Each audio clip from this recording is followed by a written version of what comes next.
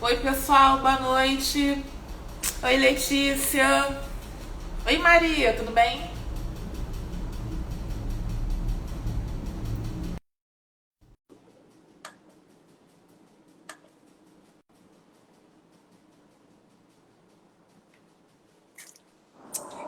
Ih, Andressa já entrou. Oi, Andressa! Oi, Patrícia! A oportunidade de te falar ao vivo. Que mulherão! Quando eu vi sua foto no WhatsApp, eu falei, gente, que mulher maravilhosa! Eu me arrumei para estar com você hoje. Obrigada, Andressa. Eu que agradeço. Foi muito bom você aceitar o nosso convite. Esse tema é muito importante, sabe? Sempre é importante discutir esse assunto, né? E atravessa muitas discussões que o nosso instituto levanta, né? Que é questão de gênero, questão de raça. Ô, Andressa, olha só, antes de começar, a gente sempre dá um tempinho para o pessoal ir entrando. E aí a gente começa, tá? Fique à vontade. Efetivamente. Como é que você tá? Como é que tá sendo a sua quarentena? Muito intensa, né? O projeto nasceu, Paty, em março. Então, imagina, a gente lançou o projeto em março e logo depois veio a quarentena. Então, a gente está andando na quarentena. E os casos aumentaram muito, né? Finalmente e infelizmente estão falando muito a respeito do que precisa ser dito, né? Violência Uhum. contra a mulher, racismo, finalmente as pautas estão tendo alguma visibilidade. Então, tem sido muito intensa, né? A gente gostaria de estar perto dessas mulheres que a gente conversa tanto e que a gente acolhe. E é uma adaptação de estar junto, mesmo de longe. E para você, como é que tem sido?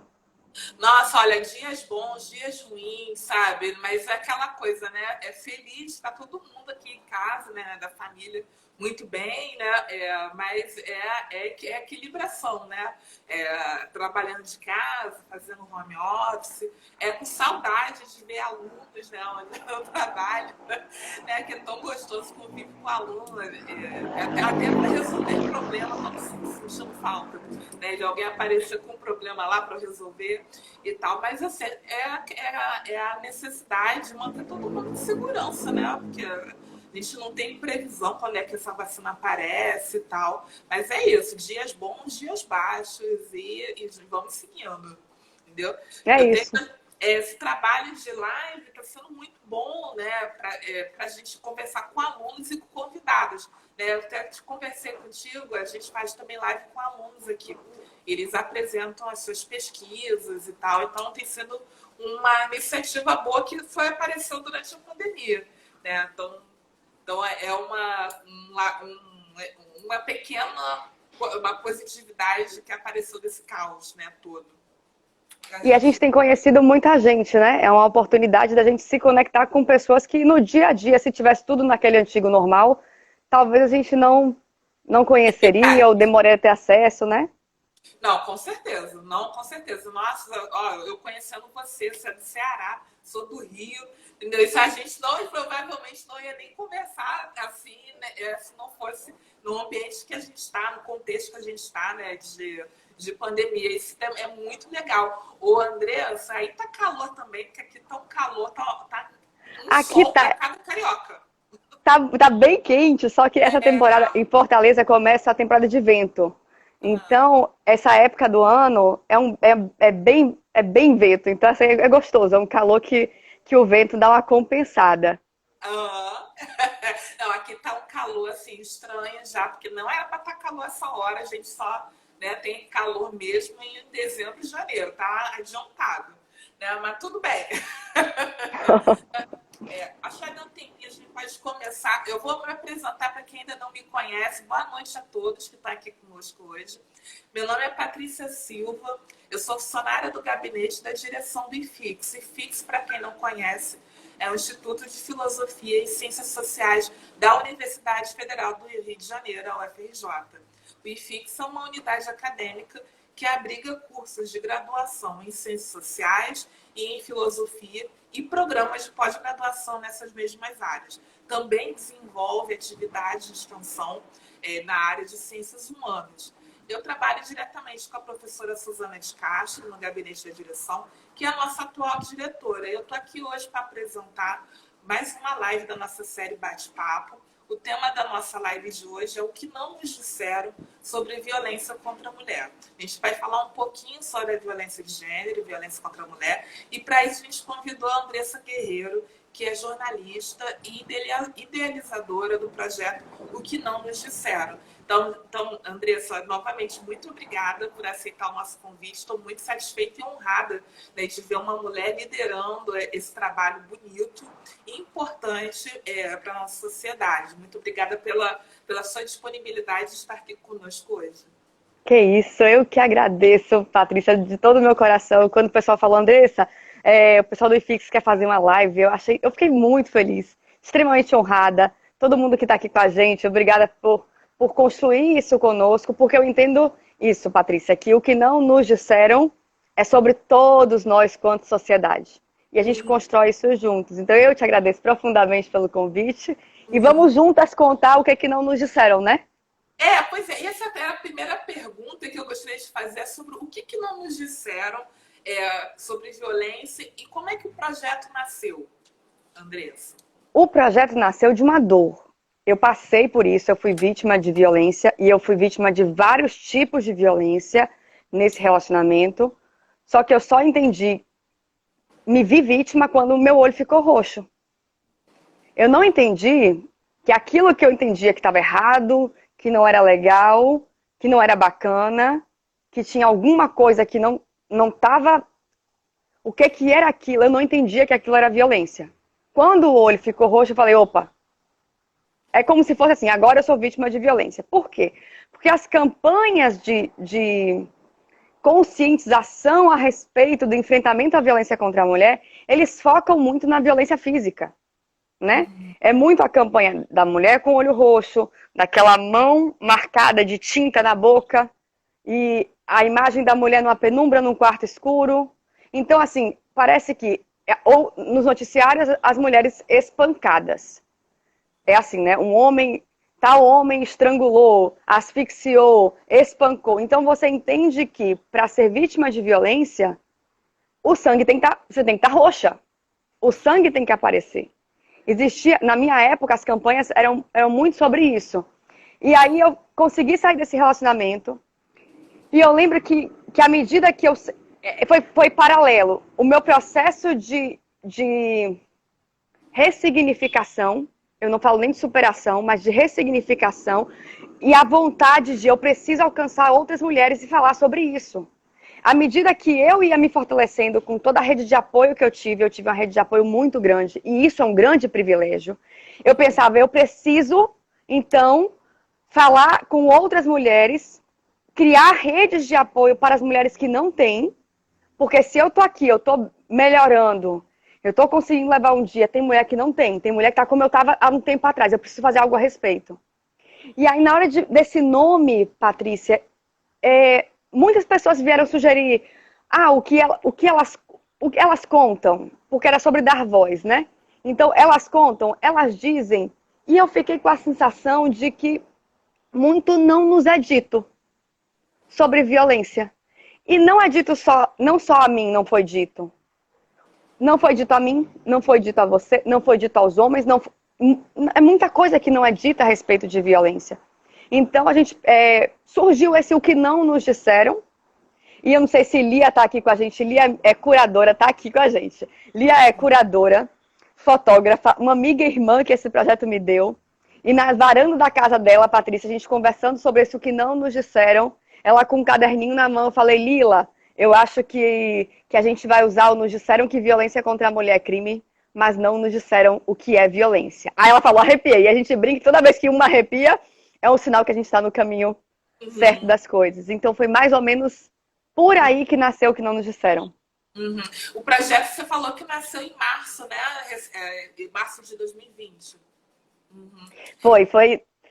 Eu fiz um documentário experimental em 2019, com o nome O Que Não Nos Disseram, porque eu queria testar a abordagem. Eu queria ter certeza, eu sou jornalista, e eu queria ter certeza que, será que as outras violências também tocam e sensibilizam as pessoas? Por quê? Dado não sensibiliza mais, a gente toda hora vê a quantidade de mulheres que morrem, o número que aumentou, e nada disso parece que sensibiliza mais. As notícias de espancamento, de alguma forma parece que a sociedade se acostumou a isso, né? E é sempre uma caricatura da realidade, um recorte muito mal feito a respeito do que acontece. E aí eu pensei, caramba, vamos tentar trazer então outros depoimentos. Vamos trazer então depoimentos de mulheres que sofreram outros tipos de violência. E aí eu fiz esse documentário. Eu tive uma resposta muito positiva dos jornalistas que falaram, Andressa, estou aqui ligaram, Andressa, estou aqui emocionada, Andressa, estou aqui chorando porque isso toca mais do que a notícia de uma mulher que morreu. E é o que acontece antes, geralmente, na maioria dos casos de feminicídio. Né? Não é um assassinato isolado de outras agressões. Ele normalmente é a ponta de um iceberg de violências. Então, com essa ideia do documentário, nesse documentário, uma das mulheres falava, eu não podia usar um perfume. Ele não deixava eu usar um perfume. E quando ela falava, Patrícia, ela segurava esse perfume na mão dela, assim, né, falando, eu não podia usar um perfume, eu queria usar um perfume. E à medida que ela fazia isso com a mão, eu falei, caramba, imagina se a gente tira uma foto dessa mulher, que ela é tão linda. Ela lindíssima, passando esse perfume, e do lado um fone de ouvido em que ela pudesse contar a história, mas na foto ela estaria usando o perfume que ela não podia usar um dia. E aí eu me tremendo todinha, porque era só uma ideia na cabeça, eu liguei para a Lia, eu liguei para as grandes fotógrafas do nosso Ceará, e convidei essas grandes mulheres falando, gente, é o seguinte, era por telefone, Patrícia. Assim, tipo, olha, eu tenho um projeto para falar de violência contra a mulher, todas faziam um silêncio na hora, porque eu acho que pensava na imagem da violência, eu falava, mas não é nessa perspectiva, é afirmativo, vamos junto, e aí a gente lançou o projeto a convite da OAB na Conferência Nacional da Mulher Advogada, em 5 de março de 2020. Eu me arrepio até hoje, porque é muito forte para mim. É muito forte, não, e também, não, e você vê que a OAB, né, abraçou essa causa, né, é o que você falou, e realmente, finalmente, né, a questão do sexismo, da violência contra a mulher e do racismo estão finalmente entrando na pauta da ordem do dia na sociedade. A gente está ainda em passos muito pequenos, muito a passos de cágado, a gente está conseguindo colocar em pauta, em evidência, fazendo realmente como ordem do dia. Né? E a OAB abraçar o projeto que vocês desenvolveram sinaliza muita coisa, né? Porque a Ordem dos Advogados do Brasil, né? Eles estão colocando como pauta uma questão que é muito importante. Estão liderando também essa discussão, né? Trazendo um peso institucional para o peso tanto que a OAB tem, né? Porque é a OAB, né? Para uma discussão importante. Aí, o André, sempre está falando sempre da questão que não nos disseram, né? Sobre violência. Mas aí eu queria te perguntar assim, o seguinte, o que a gente pode compreender como violência contra a mulher? Tá. Vamos lá, eu até salvei aqui para a gente conversar, porque eu achei bacana. Tem a definição de violência segundo a OMS. Olha como, né? Ela é bem... Eu vou tentar talvez até salvar nos stories para a gente colocar isso, né? E reverberar esse assunto.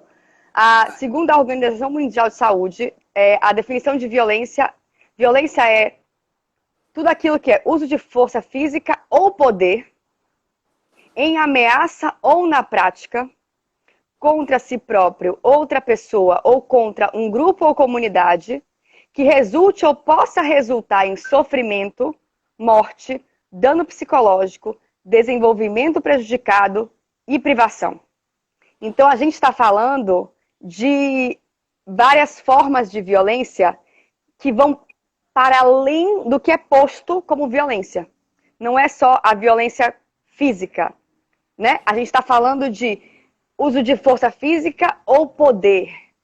A gente está falando aqui de manipulação, a gente está falando aqui do poder coercitivo, né? A gente está falando aqui da humilhação, a gente está falando aqui do poder que a violência psicológica também exerce e de quanto isso é violência. A gente está falando de violência em ameaça ou na prática. Não é só quando bate, não é só quando machuca, mas a ameaça de machucar, a ameaça de causar dano. E aí fala de dano que resulte ou possa resultar em sofrimento, morte, dano psicológico, desenvolvimento prejudicado ou privação. Então, violência, segundo a OMS, é muita coisa. E aí, quando a gente fala de violência contra a mulher no contexto doméstico e familiar, que é o que a Lei Maria da Penha reconhece, né? A Lei Maria da Penha é a lei que protege as mulheres de uma violência de gênero que acontece em contexto doméstico e familiar. E aí ela fala de 5 tipos de violência, entre outros. Então, o que antes... há uma discussão muito hoje do relacionamento abusivo, né? Todo mundo fala que já passou por um relacionamento abusivo, mas se a gente pergunta, você foi vítima de violência, tem gente que fala, não, eu passei por um relacionamento abusivo, mas eu não fui vítima de violência. A Lei Maria da Penha, ela vem para poder explicar que aquilo que é característico do relacionamento abusivo é violência sim. Então, a Lei Maria da Penha reconhece como violência a violência física, tapa, soco, enforcamento, lesão com objeto cortante ou perfurante, ferimento causado por queimadura, tortura, sufocamento, tudo que a gente entende, a gente acha que tem uma boa noção do que é a violência física, infelizmente, porque ela é extremamente comum e muito divulgada. Vem a violência psicológica, que é a manipulação, a ameaça, o constrangimento, o isolamento, vigilância constante, insulto, chantagem, o gaslighting, aquela coisa da manipulação de deixar a gente com a falta de percepção da nossa própria sanidade. Será que eu estou ficando louca? Será que eu estou exagerando?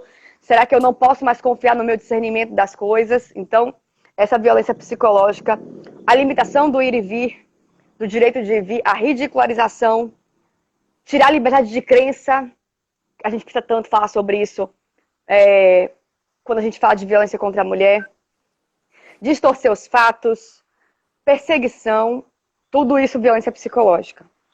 A Lei Maria da Penha, pode falar, fique à vontade. Olha só, a violência psicológica, né, que é o que aparece assim, com mais frequência nos relatos, né, de mulheres sobre relacionamento abusivo, mas ainda que elas não compreendam como violência, é o que mais aparece em relato.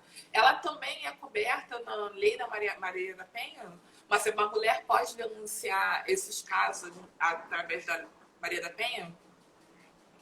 É assim, a Lei Maria da Penha, ela fala de 5 tipos de violência, certo? Ela reconhece 5 tipos de violência. Quando a gente vai para a questão criminal, ainda existe a gente precisa ainda avançar muito na nossa legislação para que algumas violências se tornem crime segundo nossa Constituição.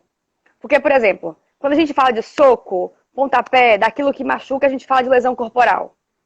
Quando a gente fala da ameaça, quando a gente fala a depender do nível da violência psicológica, isso entra como crime de ameaça ou danos morais, existe essa questão. Mas, por exemplo, recentemente conseguiu-se, eu não, acho que foi em São Paulo, eu vou olhar direitinho, mas foi muito recente, um caso de violência psicológica que o juiz ou juíza, o caso foi enquadrado como lesão corporal. Foi um grande avanço. Eu entendo, né? Porque nós somos um ser físico, psicossocial, né?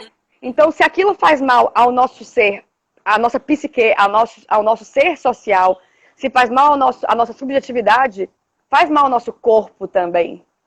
Então, assim, existe ainda uma dificuldade de conseguir criminalizar tudo que a Lei Maria da Penha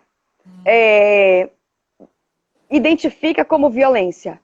Mas eu acho que se a gente começar a falar sobre violência, a gente consegue falar do que é crime. Porque sem falar de violência, a gente não vai saber o que é crime de jeito nenhum. Não é verdade? A gente não vai conseguir nem lutar pelos nossos direitos.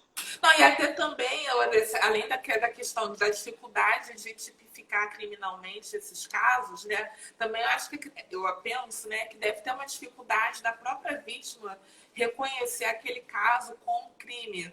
Ela acaba tentando achar desculpas, né?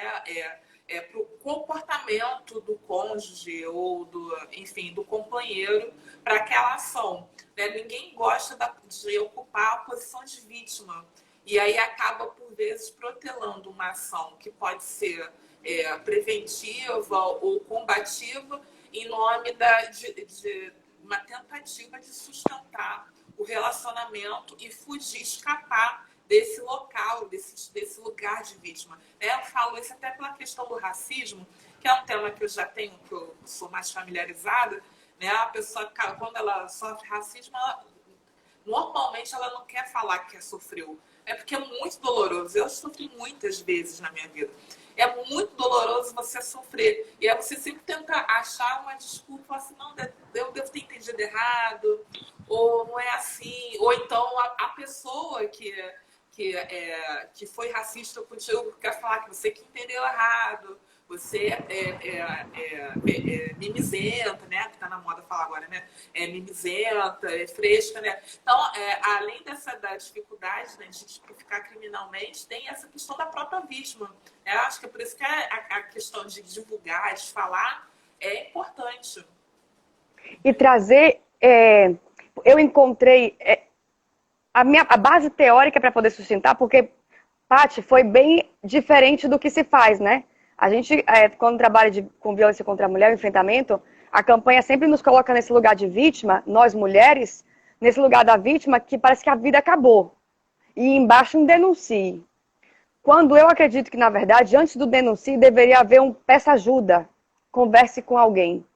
Né? Eu acho que antes da gente ter força para denunciar algo, a gente tem que ter força para poder reconhecer a nossa situação, nosso contexto. Então, a gente precisa conversar muito a respeito. E quando a gente fala de violência contra a mulher, para poder estudar e vir com essa abordagem afirmativa, eu encontrei a base do nosso projeto lendo o feminismo negro, lendo o feminismo interseccional. Eu, como mulher branca, eu não tenho lugar de fala né, nessa luta no sentido de protagonismo, mas eu entendi lendo, e foi isso que me... E é por isso que, como mulher branca, eu tenho dividido com as mulheres brancas. Leiam, por favor, para poder entender que as coisas são muito mais complexas do que é posto. Foi no feminismo negro que eu encontrei a militância. Foi ao invés dessa identidade vitimada. Foi assim que eu consegui compreender um pouquinho mais sobre falar de maneira afirmativa sobre violências sofridas. E a gente, quando fala de violência contra a mulher, se a gente não fizer recorte de gênero, a gente não fizer recorte de classe, a gente não fizer violência contra a mulher de gênero, óbvio, mas de classe, a gente não fizer o recorte de raça, a gente não fizer o recorte etário, me perdoe, é irresponsável. É extremamente irresponsável. E o projeto tem esse nome, O Que Não Nos Disseram, porque o que não disseram a mim é diferente do que não disseram a você, é diferente do que não disseram a Maria da Penha, é diferente do que não disseram a tantas mulheres que estão aqui conosco assistindo a live, por exemplo. Uhum. Né? Então, a gente precisa aprofundar e entender que é possível ser vítima sem absorver a identidade vitimada e buscar essa resistência militante. E eu só entendi isso lendo o feminismo negro, lendo o feminismo interseccional, que eu acredito que seja a base de todas as lutas. Eu acredito isso de verdade. Porque eu acredito que é quando a gente entende que tantas formas de violência, tem uma violência ainda que é raiz de todas, a gente tem que ouvir quem está falando há muito tempo sobre violência. Verdade. Uhum. Para poder a gente ir adiante. Uhum. Verdade, verdade. Até porque para a vítima conseguir, né, fazer uma ressignificação da dor e superar né, todo esse sofrimento e para caminhar e sair desse local de vítima. Né? Como eu falei, ninguém quer ocupar esse local de vítima, ao contrário, né, do que as más línguas falam, né, que é quando a gente coloca pautas como essa em voga, né, em disposição, né, como se a gente gostasse de falar do assunto por puro prazer, por puro deleite. A gente está falando porque é uma necessidade. É uma questão de sobrevivência, né? Falar de racismo, para mim, é uma questão de sobrevivência. Falar de violência doméstica também é uma questão de sobrevivência, é porque eu sou uma mulher, né? Então, a gente tem que continuar falando isso até para chegar a um ponto que as próprias vítimas não tenham medo de falar. A Fernanda, ela até colocou aqui, né? Acredito que a vítima de violência também tem medo de denunciar, pois se sente desamparada pelas autoridades, pelas instituições que deveriam protegê-la. Muito. 50, de acordo com o Fórum Brasileiro de Segurança Pública, 52% das vítimas não denunciam. Então, mais da metade. É um crime altamente subnotificado. Né? Muitas mulheres não denunciam. Tá, Oi, tô ouvindo. Oi? tá ouvindo? Estamos comigo? Aqui travou aqui pra mim. 52% das vítimas de violência não denunciam. É muita gente. É muita gente. Né? É muita gente. E aí, quando a gente fala das motivações, vem a vergonha, o medo de exposição, o medo de ser ridicularizada, o medo de ser desacreditada. Todos esses receios, eles são motivos para a mulher não denunciar. Quando ela denuncia, muitas sofrem violência institucional. A gente teve um caso de uma mulher que ligou em Goiás. Ela ligou, falou, eu preciso saber o que é que eu faço. E a gente conversando com ela, acompanhando esse caso, ela falou o seguinte, ela fez a denúncia e ela achou que a polícia ia notificar esse ex-marido. A polícia ligou para ela 3 dias depois e falou, olha, a gente pode levar o caso adiante se você quiser, a gente só está ligando para ter certeza que é isso mesmo que você quer. Porque pode ser que ele vá preso, minha senhora. Mas se a senhora quiser, a gente... Como assim? Como assim eu vou ter certeza de reportar um crime? Não, como assim? E é colocando essa culpa, esse peso no ombro dessa mulher extremamente fragilizada e que num surto de coragem decidiu denunciar. Porque é preciso muita coragem. É um ímpeto de coragem. Não é tipo assim, tranquilamente que ela pega e liga calmamente 1190 ou 180 e pede socorro. Não é assim. É muita coragem que precisa. E aí essa mulher liga para depois... A senhora tem certeza? Ela só fazer chorar no telefone. Ah, diz, Andressa, o que é que eu faço? E aí a pergunta foi, primeiro a gente vai te dar força para você seguir adiante. Porque eu não romantizo a denúncia não, Patrícia. Tem muita gente que fala assim, liga 190, liga 180, tá resolvido. Denuncia. Eu acho importante falar sobre denúncia, mas eu acho que é ainda mais importante falar quem é que vai estar do lado dessa mulher nesse processo, durante esse percurso. Não é fácil. Ela consegue terminar o relacionamento, mas ela não consegue se livrar da violência. Não cessa, gente. Então, eu admiro imensamente as mulheres que têm força para denunciar, mas eu admiro também aquelas que não têm força para denunciar, porque, gente, não é simples, não é fácil. E simplificar é ser irresponsável. Simplificar a situação. Tem mulheres que não têm para onde ir, Patrícia, com filho embaixo do braço, elas vão para onde?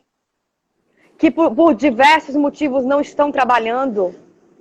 Não tem como sustentar seus filhos. Vai lá, minha senhora, denuncia, tá bom? E como é que fica a minha vida com meu filho depois? São poucos lugares que tem casa-abrigo.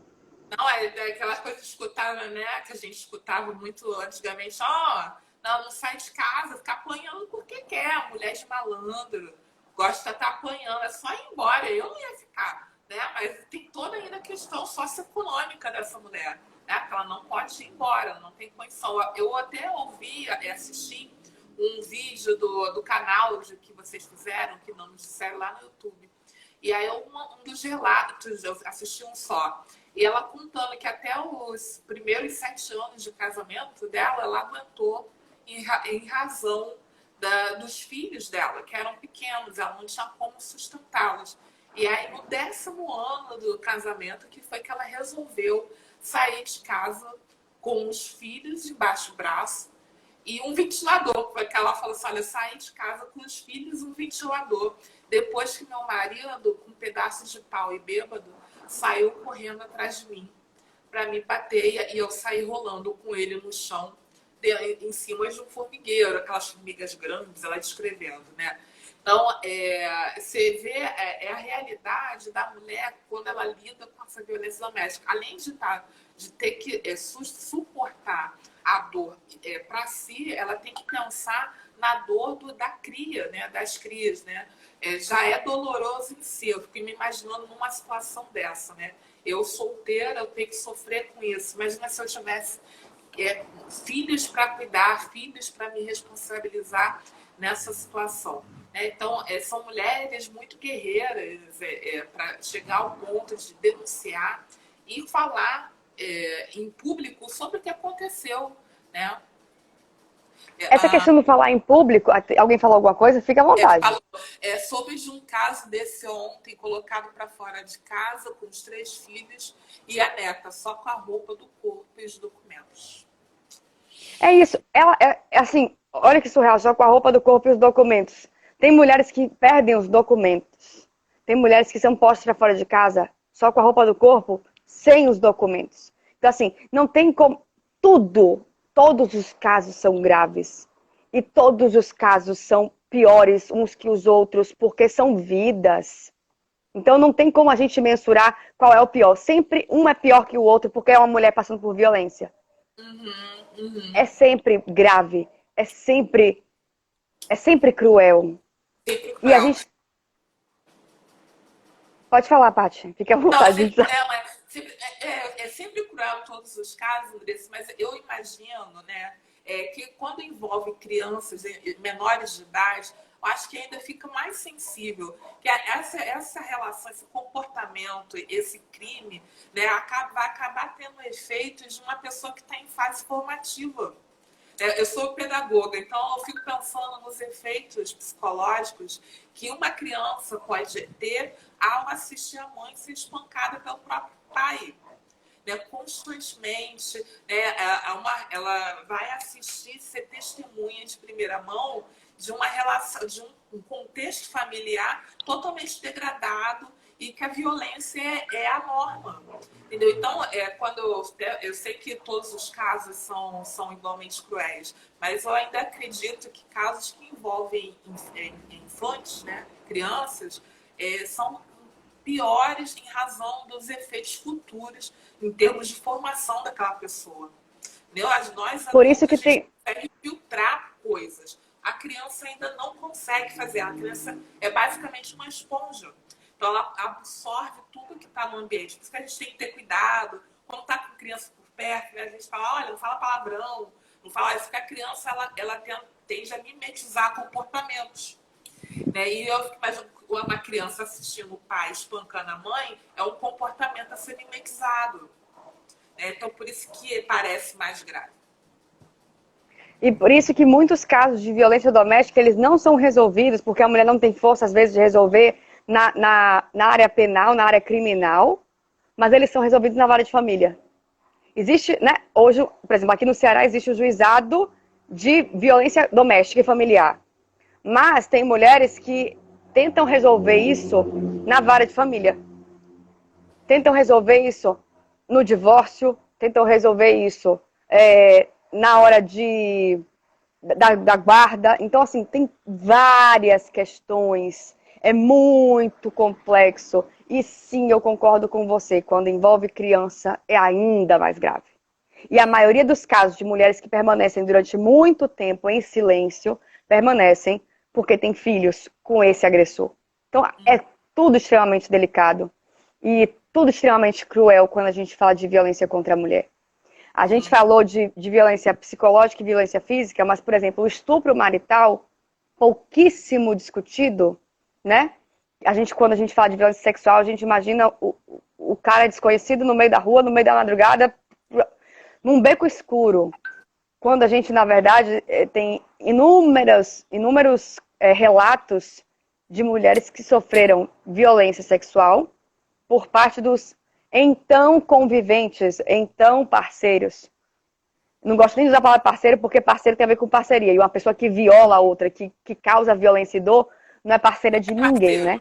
Não é parceiro de ninguém. Mas, assim, quanto a gente não fala sobre violência, o quanto a gente não conversa sobre o que não é dito. Esses depoimentos, tudo pra mim tem significado desde que eu consegui sair desse ciclo de violência. Hoje, quando eu fui... E é muito... Porque... eu acho que eu, pelo menos, não consigo viver a vida de outra forma. Eu fui colocar a camisa pra vir fazer a live com você. Aí, na hora que eu fui colocar a camisa, eu virei aqui a gola. E na hora que eu coloquei, que eu virei a gola, eu falei, caramba. E aí eu lembrei, e vocês vão ver no YouTube, acho que na próxima semana, veio um depoimento dela. Maria contando que gostava de usar a camisa abertinha. E ele não deixava. E ela tinha que usar a camisa fechada até aqui. Quando eu, que não fui vítima disso, coloco a minha camisa, eu lembro da minha amiga, da pessoa que eu conheci, que eu criei laço, através da violência, a violência nos uniu, mas o amor, que eu acho que esse amor fraternal, que é o que nos une, eu coloco uma camisa e eu lembro do que aconteceu com uma outra mulher.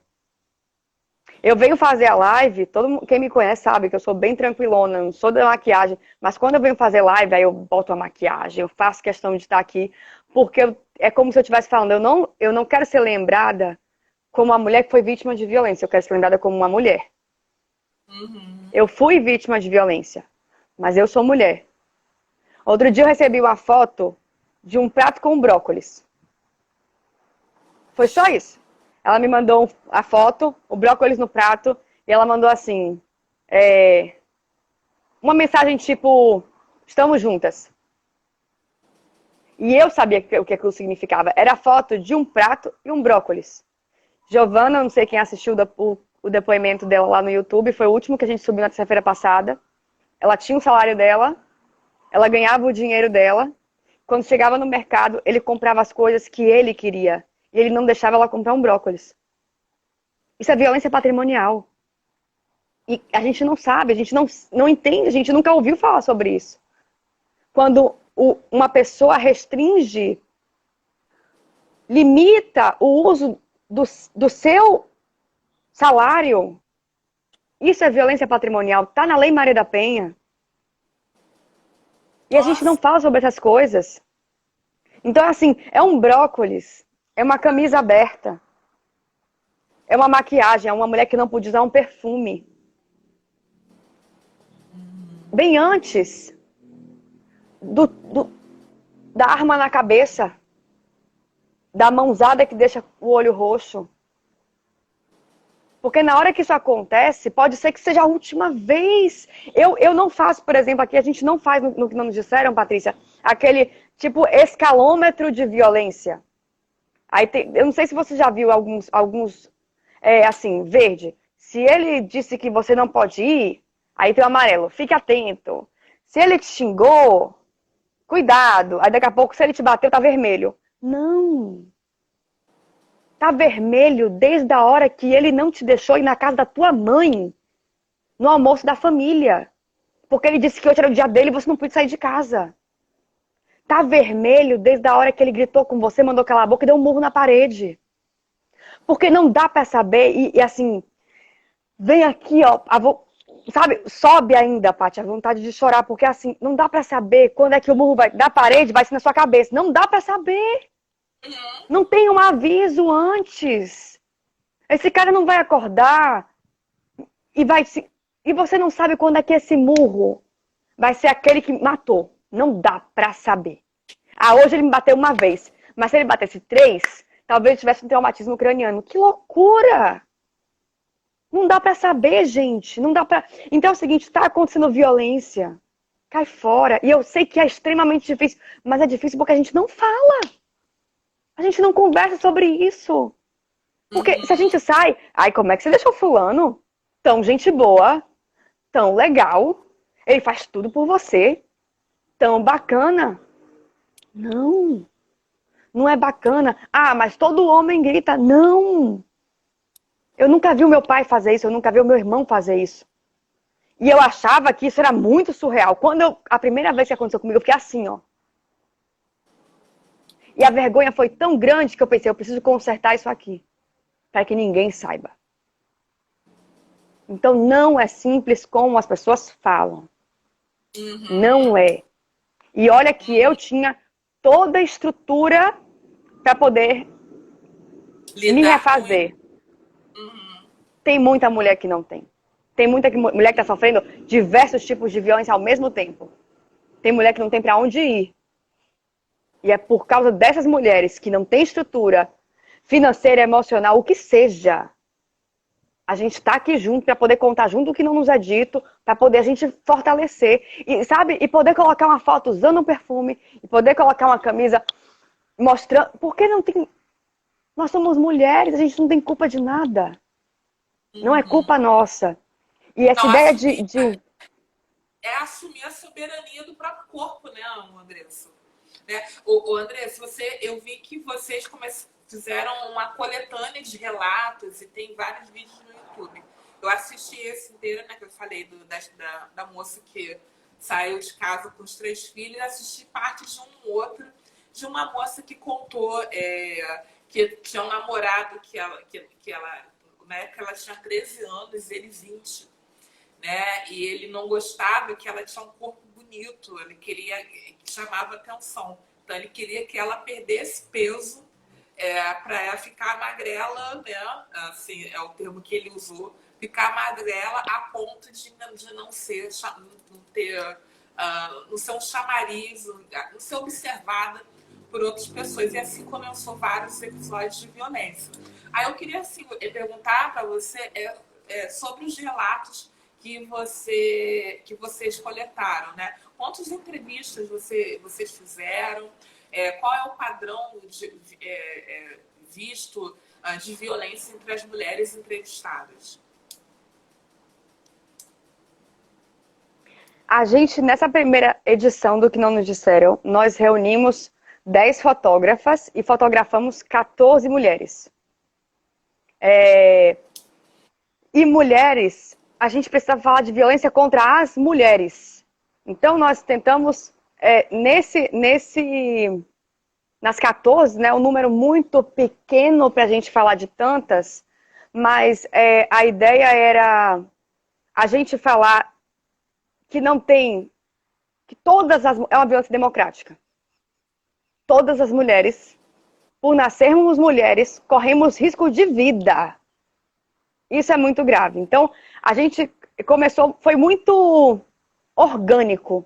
Essa primeira seleção foi muito orgânica, porque foi uma grande amiga minha, tinha passado por isso também, uma das mulheres mais incríveis que eu conheço. E aí eu vou contar um pouquinho desse que não nos disseram várias vezes, porque eu nunca imaginei, eu entendia que a violência contra a mulher acontecia na casa do vizinho, em algo distante. Né? Não, isso não aconteceria comigo. E a primeira coisa que não me disseram foi que não aconteceria comigo. Aconteceu. Porque pode acontecer com todas as mulheres. Aí, o que eu pensava? Acontece, então, ou com quem não tem alguma estrutura financeira, que está dependente economicamente, ou então com mulheres, eu me colocava dessa forma, como mulheres frágeis emocionalmente, que não tinham a força. E aí, uma das minhas amigas, uma mulher incrivelmente forte, que pra mim era tipo assim, essa mulher, nunca isso vai acontecer. Aconteceu com ela também. Eu digo, peraí, então não é sobre ser forte ou ser fraca, não é sobre ter ou não ter estrutura financeira, não tem nada a ver com isso. Tem a ver com sermos mulheres.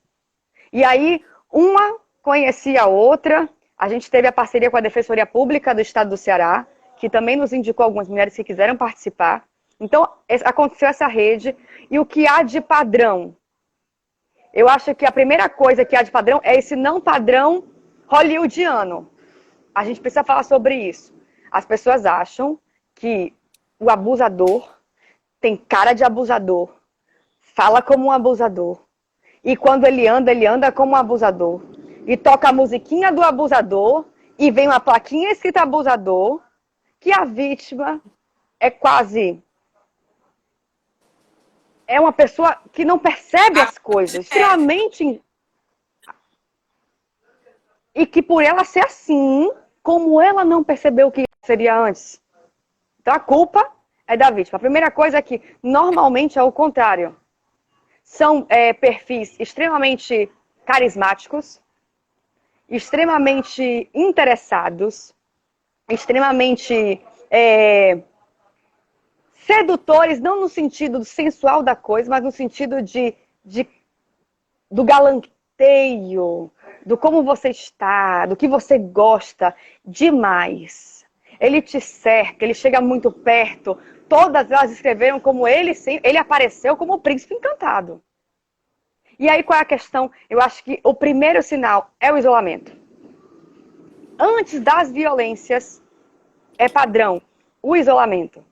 Seja ele no impedir que essa mulher trabalhe, ou no minar relações importantes. Se você está aqui com a gente e você é rede de apoio, presta muita atenção nisso, porque eu acho que isso é... Muita gente que é rede de apoio, Paty, manda recado pra gente assim, caramba, eu não sei mais o que fazer, eu tô cansada já. A intenção do abusador, eu acho que é enfraquecer esse laço. É essa mulher terminar e voltar, terminar e voltar, terminar e voltar, para que a rede de apoio também pense assim, não tem... Eu perdi pra ele. Eu perdi a minha filha pra ele, eu perdi a minha irmã pra ele, eu perdi a minha amiga pra ele. Elimina esse laço. Então, o papel da rede de apoio é extremamente importante no enfrentamento, porque é como se ela tivesse que estar ali, ó, a postos a qualquer momento. Eu sei que tem horas que cansa. Nossa, mas já falei 500 vezes, ela já apanhou 500 vezes, ela ainda volta pra ele. Calma, que pode ser que na 501, pode ser que nessa vez ela decida nunca mais voltar pra esse cara. Tô falando de homem e mulher, gente, porque a maioria dos casos de violência contra a mulher, no contexto doméstico familiar, o agressor é um homem e geralmente com algum vínculo afetivo no sentido de marido, namorado, companheiro, entre aspas, dessa mulher. Mas a Lei Maria da Penha, ela fala de violência de gênero.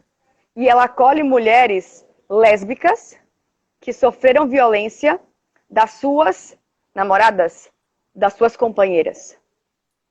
A Lei Maria da Penha acolhe mulheres trans. Amanhã vem o depoimento de Stephanie, uma mulher trans, que vai falar sobre violência. Ela sofreu violência em razão de gênero. Sofre violência por ser mulher. Isso é pouco falado. Então, o padrão é o isolamento, o controle, esse minar de relações, são frases sutis. Por exemplo, alguém falou aqui, perfil de narcisista, é isso mesmo. Mas eu acho que o narcisista, Juliana, é um termo que assusta muita gente e parece distante. O narcisista é muito caricaturado. O narcisista parece que é o Drácula. Quando, na verdade, o narcisista, ele pode ser o pai de família, o político engajado, o boy desconstruído, o maravilhoso. Ele vai ser um perfil carismático, que chega junto, que quer se envolver, que quer saber da sua vida toda, porque ele está colhendo informações para depois jogar na sua cara aquilo que aconteceu no seu passado. Ele vai minar relações de que maneira? Você já viu que aquela sua amiga tem inveja de você? A sua melhor amiga é de leve. Você não percebe porque você é muito boa, meu bem. Você não percebe porque seu coração é maravilhoso. Mas você já viu que aquela outra sua amiga dá em cima de mim na sua frente? Quando a gente sai com ela? Você já percebeu que seus pais não gostam de mim? Já percebeu que eles implicam comigo? E eu não faço nada. Cria um monte de mina mesmo no campo, para que essa mulher não saiba por onde andar, por onde percorrer, o que vai acontecer, o que está acontecendo ali. E eu acho que é essa sensação de ansiedade em relação ao que é, o que não é, o que pode ser, o que não pode ser, que gera esse primeiro estágio de perigo. Você está isolada dos seus e você já não sabe o que você percebe e o que o outro percebe, o que é real, o que não é. Porque depois que isso acontece em relação ao nosso ciclo social, isso acontece em relação à nossa subjetividade.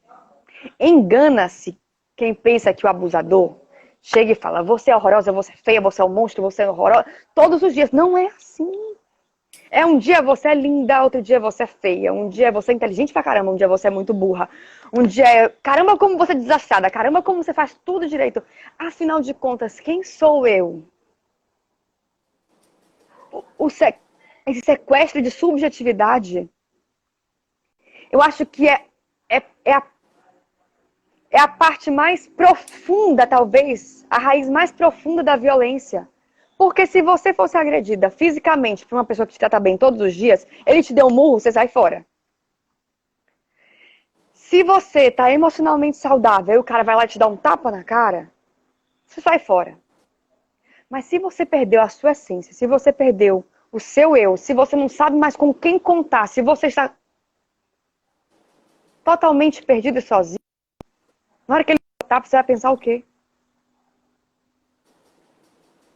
Você não sabe quem você é. A destruição do psicológico. Isso é padrão. Padrão. Eu não conheci até hoje nenhuma vítima de violência que falou, eu só fui agredida fisicamente, mas eu não fui agredida psicologicamente. Até porque a agressão física ela gera dano psicológico. A gente quase nunca esquece. Tem algumas, eu acho que de tantas violências a gente consegue suprimir algumas para poder ir em frente. Eu hoje, graças a Deus, não lembro de todos os episódios. Eu sei que foram mais de 10 episódios de violência física. Eu tenho tudo anotado. Mas eu muitas vezes não recordo, porque eu acho que é uma defesa. Naquele dia eu sentar aqui e falar assim, me conta todos os episódios. Tem alguns que eu não vou lembrar. É uma defesa para poder a gente ir em frente. Mas durante muito tempo, vou te falar de uma situação, Paty. Olha o cabelo. Meu cabelo é grandão. E aí, ele falava do meu cabelo. Ele dizia que não gostava do meu cabelo, que meu cabelo era muito feio, que eu precisava fazer hidratação, que eu precisava fazer isso. Ele esculhambava o meu cabelo. E eu sempre gostei do meu cabelo. E eu, desde menina, eu prendi o cabelo assim. Prendi o cabelo. E aí ele começava a dizer que ele era muito quebrado, que ele era muito isso, que era muito aquilo. Uma vez, numa briga, ele puxou. Passou um tempo e tudo mais. Eu acho que uns 2 anos depois, eu fui mexendo no meu cabelo pela primeira vez. E fazendo um procedimento, eu não sei se estava fazendo luz, o que era. Sabe naquela parte que tem que desembaraçar? A puxada do pente foi gatilho para eu lembrar da puxada dele no meu cabelo. Foi uma agressão física, ele puxou o meu cabelo.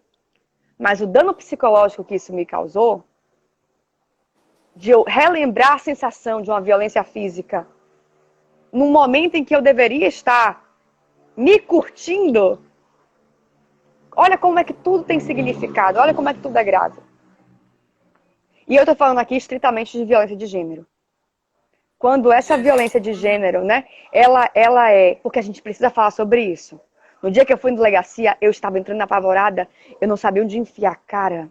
E tinha uma mulher de 40 e poucos anos, uma mulher negra de 40 e poucos anos, ela estava de short jeans, ela estava com sangue descendo aqui e ela gritava, Patrícia, ele acabou de bater a panela na minha cabeça, ele acabou de bater a panela na minha cabeça.